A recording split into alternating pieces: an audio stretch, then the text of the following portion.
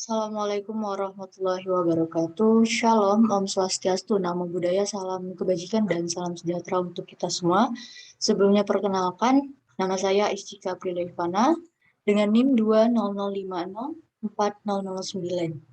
Nah, hari ini saya akan mencoba nih untuk menjelaskan kepada teman-teman semuanya mengenai land reform pada mata kuliah hukum agraria. Nah, untuk tidak berlama-lama, mari kita saksikan penjelasan yang akan saya jelaskan mengenai materi dari land reform. Pertama kita akan membahas nih mengenai filosofis dulu terlebih dahulu, baru kita akan berangkat ke sejarah. Nah, secara filosofis ataupun secara latar belakang, bahwasanya tuh kan tanah itu merupakan suatu objek yang memang memiliki arti penting dalam kehidupan manusia. Nah, setiap individu maupun makhluk hidup itu memerlukan tanah, tidak hanya di dalam kehidupan, tetapi ketika kita mati pun manusia masih membutuhkan sebidang tanah gitu. Maka dari itu, tanah seringkali menimbulkan berbagai masalah dalam kehidupan manusia yang memang bermasyarakat, berbangsa, dan bernegara. Nah, ketika nih kita membicarakan mengenai tanah, maka akan kita kaitkan, akan kita hubungkan dengan hukum agraria yang diatur pada Undang-Undang Nomor 5 Tahun 1960 tentang Peraturan Dasar Pokok Agraria. Nah, ini merupakan peraturan yang memang mengatur mengenai pertanahan gitu di Indonesia. Nah, sejatinya jumlah luasnya tanah yang dapat dikuasai oleh manusia itu sangat terbatas. Sedangkan manusia yang memiliki kepentingan, yang membutuhkan akan tanah, itu selalu meningkat. Terus meningkatnya jumlah kependudukan yang memerlukan tanah dalam tempat berbagai aktivitas kehidupan dan didukung kemajuan serta perkembangan ekonomi, sosial budaya, dan teknologi menyebabkan permintaan tanah ini harus tersedia di dalam jumlah yang luas gitu. Sehingga perkembangan tanah ini memberikan dampak kepada manusia itu sendiri karena ya sejatinya manusia melakukan aktivitas kehidupan pasti membutuhkan tanah gitu. Nah, sehingga tidak seimbangnya antara persediaan tanah dan kebutuhan akan tanah. Hal inilah yang menimbulkan banyak sekali permasalahan-permasalahan di dalam bidang tanah gitu. Yang terkadang permasalahan tersebut tuh sangat sulit kita cari pemecahannya. Undang-Undang Pokok Agraria inilah yang merupakan politik hukum pertanahan yang baru bagi Indonesia yang memang merupakan suatu titik tolak perombakan struktur pertanahan yang biasa kita kenal dengan land reform di Indonesia. Mungkin ini berdasarkan filosofis yang telah saya jelaskan. Nah, selanjutnya kita akan membahas nih mengenai sejarah dari land reform itu sendiri. Apa sih yang menjadi sejarah terbentuknya land reform? Jadi kan tanah ini memiliki kedudukan yang memang sangat penting di dalam kehidupan masyarakat Indonesia sehingga memerlukan perhatian dan memang penanganan yang sungguh-sungguh agar pemanfaatannya itu bisa dilakukan tanpa menimbulkan masalah.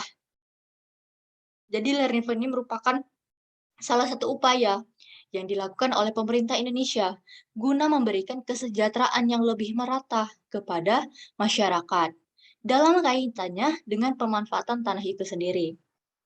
Nah, kan gini, dengan lahirnya sebuah undang-undang pokok agraria, maka tercipta suatu unifikasi dalam bidang hukum agraria. Dan peraturan perundang-undangan ini merupakan politik hukum pertanahan baru bagi Indonesia yang merupakan titik tolak perombakan struktur yang telah saya jelaskan. Sehingga istilah land reform sebenarnya awalnya itu dicetuskan oleh Lenin yang merupakan suatu seorang yang memang berasal dari negara komunis. Nah, di sana, di negara komunis itu telah banyak menggunakan kata land reform atau negara blok timur gitu. Karena mereka karena adanya sebuah adagium land to the tiller. Apa sih land to the tiller? Jadi land to the tiller itu ialah untuk memikat hati rakyat dan petani yang menderita karena adanya tekanan landlord untuk kepentingan politis di negara komunis gitu. Sehingga inilah sejarah mengapa land reform itu ada. Tetapi di Indonesia itu sendiri, land reform yang dimaksud tidak sama dengan land reform yang digunakan di negara komunis. Land reform di negara Indonesia itu sendiri sebenarnya hanya sebatas pengertian teknis gitu, bukan arti politik belaka. Nah, ya, hal ini dinamakan bahwasanya land reform di Indonesia itu ditujukan untuk membangun kemakmuran bagi rakyat, baik secara individu maupun secara kepentingan masyarakat. Nah, oleh karena itu, ketika kita nih membahas mengenai land reform, akan adanya pro maupun kontra terhadap pemakaian kata land reform. Dikarenakan land reform ini kan berasal dari negara komunis gitu. Sehingga dikhawatirkan terdapat unsur-unsur dari paham komunis di dalam land reform di Indonesia itu sendiri gitu loh. Tetapi kan yang kita ketahui bahwasanya land reform yang di Indonesia ialah bukan berarti terdapat unsur komunis, tetapi memang untuk membangun kemakmuran bagi rakyat, baik itu secara individu maupun secara kepentingan masyarakat. Nah, ini sejarah dari land reform itu sendiri. Nah, selanjutnya nih, definisi dari land reform. Jadi sebenarnya perkataan dari land reform itu berasal dari kata land dan reform.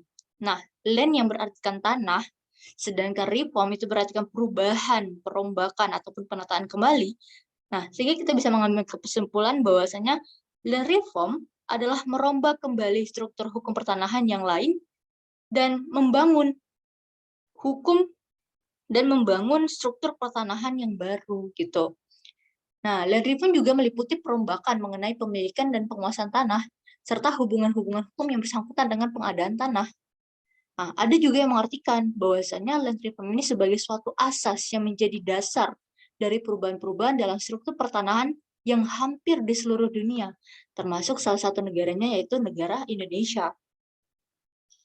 Nah, sejatinya, definisi dari land reform menurut Undang-Undang Pokok Agraria Nomor 5 Tahun 1960 itu terdapat definisi secara luas dan definisi secara sempit. Nah, ketika kita membahas nih pertama kali mengenai definisi secara luas mengenai undang-undang tersebut, maka terdapat beberapa poin. Pertama, bahwasanya pelaksanaan pembaharuan hukum agraria yaitu dengan mengadakan perombakan terhadap sendi-sendi hukum agraria yang lama yang sudah tidak sesuai lagi dengan kondisi dan situasi zaman dan menggantinya dengan ketentuan hukum yang lebih sesuai dengan perkembangan masyarakat modern. Itu secara luas. Dan poin kedua, adanya sebuah penghapusan terhadap segala macam hak-hak asing dan konsepsi kolonial. Dan yang ketiga, ini merupakan akhir dari kekuasaan para tuan tanah dan para feodal atas tanah yang memang telah banyak melakukan pemerasan terhadap rakyat melalui penguasaan atas tanah. Nah, poin selanjutnya adalah perombakan mengenai pemilikan dan penguasaan atas tanah, serta berbagai hubungan-hubungan yang memang berkenaan dengan penguasaan atas tanah.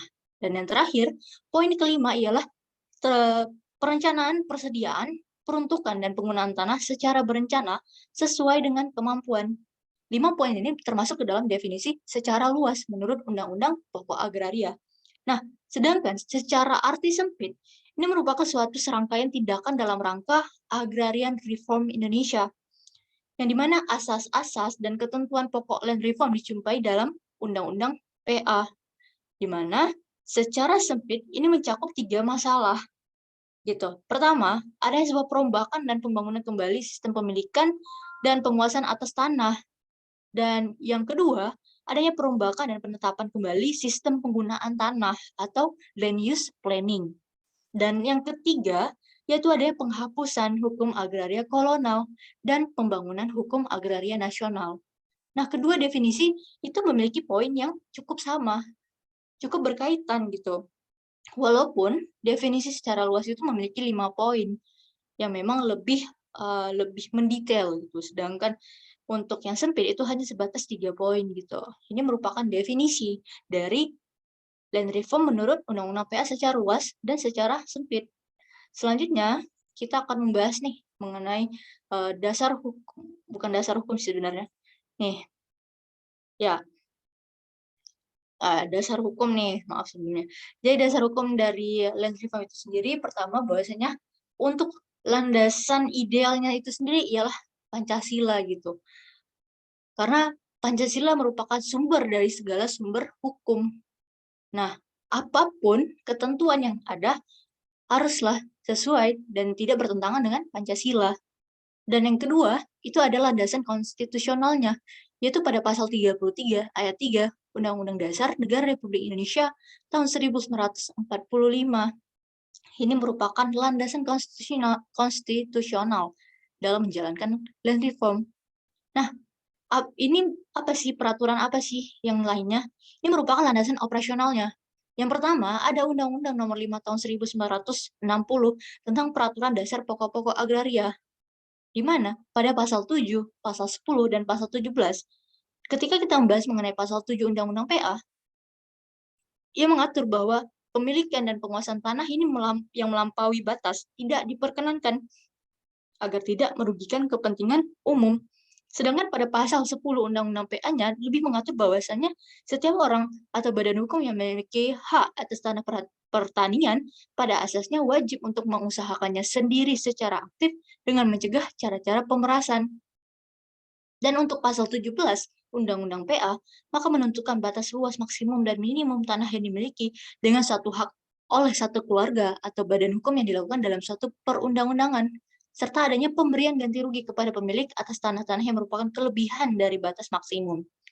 Nah, yang kedua, itu ada Undang-Undang Nomor 2 Tahun 1960 tentang Perjanjian Bagi Hasil, di mana undang-undang ini mengatur mengenai perjanjian pengusahaan tanah dengan cara bagi hasil antara pemilik tanah dengan penggarap yang memang dilakukan atas dasar yang adil gitu. Dan yang ketiga, adanya Undang-Undang Nomor 56 PRP tahun 1960 tentang pelaksanaan pembagian tanah dan pemberian ganti rugi. Nah, selanjutnya itu ada peraturan pemerintah nomor 41 tahun 1964 tentang perubahan dan tambahan peraturan pemerintah nomor 224 tahun 1961 tentang pelaksanaan pembagian tanah dan pemberian ganti kerugian, di mana sebenarnya PP ini telah mengubah beberapa ketentuan yang diatur dalam peraturan pemerintah nomor 224 tahun 1961.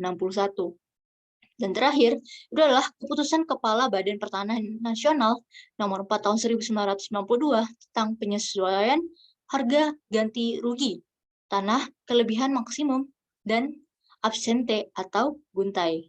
Nah, hal ini nih termasuk ke dalam dasar hukum pelaksanaan pertanahan di Indonesia. Ini merupakan landasan ideal, ini merupakan landasan konstitusionalnya, dan ini merupakan landasan operasionalnya. Nah, selanjutnya kita akan membahas nih mengenai tujuan dari land reform. Nah, ini berdasarkan dari para ahli. Yang pertama, ini berdasarkan dari menurut R. Suprapto dan menurut Budi Harsono. Nah, menurut R. Suprapto, beliau menyatakan bahwasanya tujuan dari land reform itu sendiri ada beberapa poin yang dia kemukakan. Yang pertama, beliau menyatakan bahwasanya land reform itu merupakan pemerataan penguasaan atau pemilikan tanah pertanian untuk meratakan hasil produksi. Dan yang kedua, mengakhiri sistem kapitalisme dan feodalisme dalam penguasaan, pemilikan, dan pengusahaan di bidang keagrarian. Dan yang ketiga, meningkatkan produksi pertanian. Selanjutnya, meningkatkan taraf hidup petani dan rakyat pada umumnya. Dan selanjutnya itu ada meningkatkan harga diri para penggarap dan meningkatkan gairah kerja. Dan yang terakhir, menurut Esprato, bahwasanya tujuan land reform ialah menghilangkan jurang pemisah antara golongan petani kaya dan miskin gitu. Ini merupakan tujuan yang memang didasari atas pemikiran dari R. Sprato. Sedangkan menurut Budi Harsono, bahwasanya tujuan diadakannya land reform di Indonesia adalah pertama, mengadakan pembagian yang adil atas sumber penghidupan rakyat tani yang memang berupa tanah.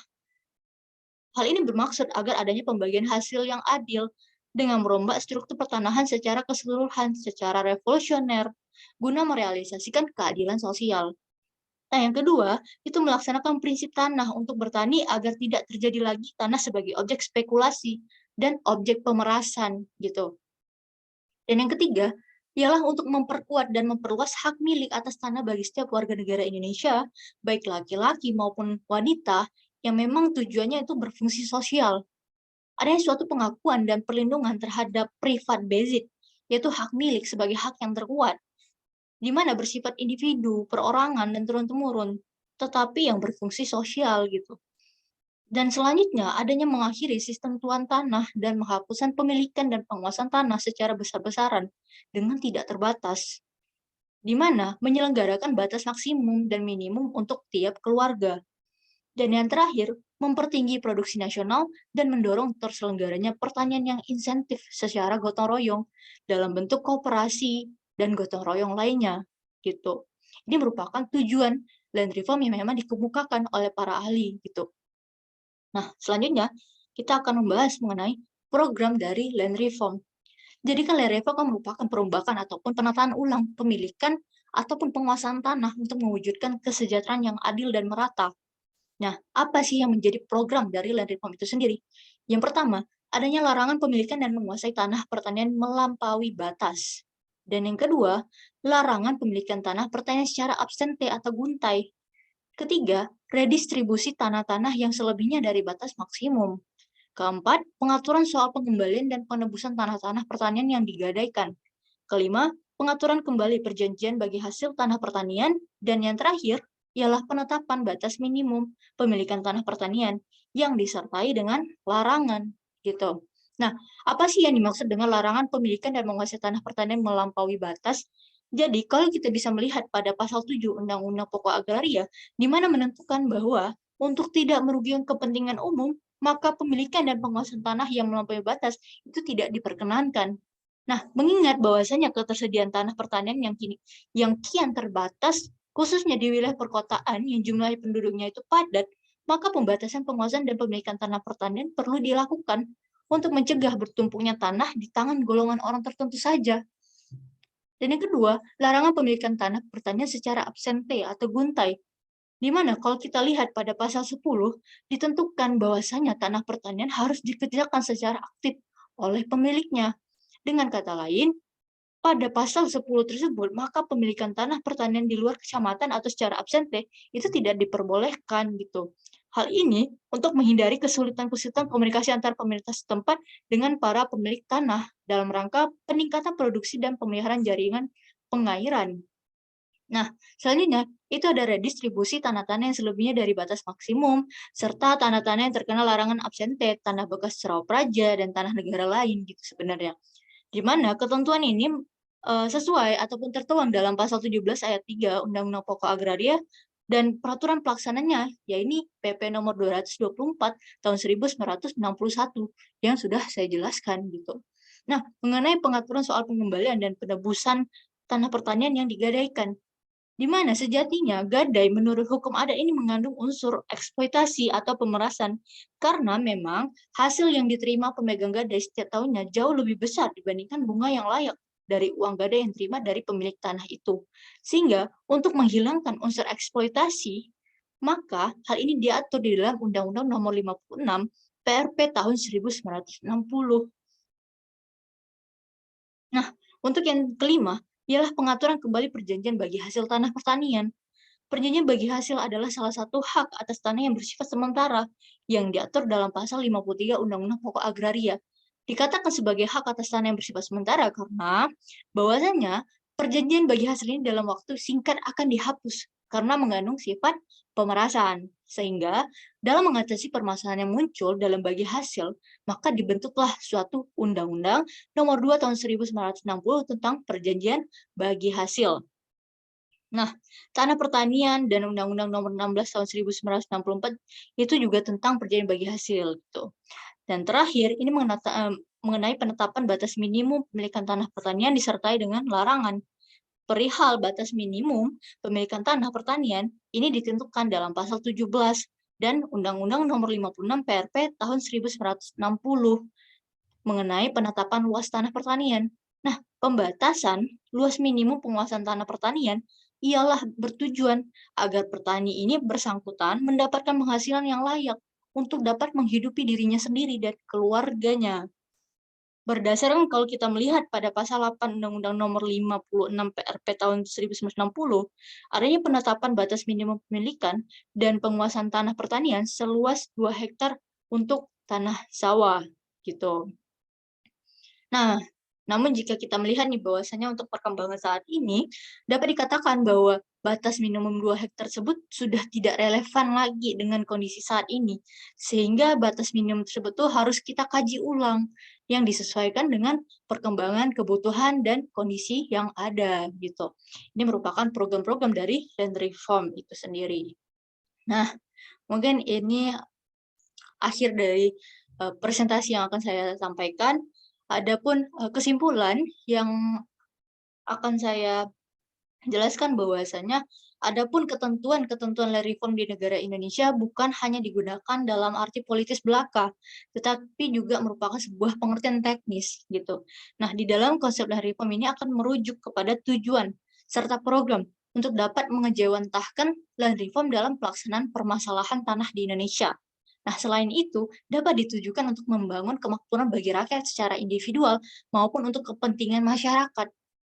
Nah, dari segi pengertian land reform itu sendiri kan ada secara luas dan secara sempit yang memang telah diatur oleh Undang-Undang Nomor 5 Tahun 1960 tentang pokok agraria. Sehingga dapat disimpulkan bahwasanya land reform adalah perombakan sistem penguasaan dan pemilikan tanah pertanian disesuaikan dengan batas kemampuan manusia untuk mengerjakan sendiri tanahnya dengan memperhatikan keseimbangan antara tanah yang ada dan manusia yang membutuhkan. Mungkin itu saja kesimpulan yang dapat saya sampaikan. Lebih terkurang saya minta maaf. Billahi taufiq wal hidayah. Wassalamualaikum warahmatullahi wabarakatuh.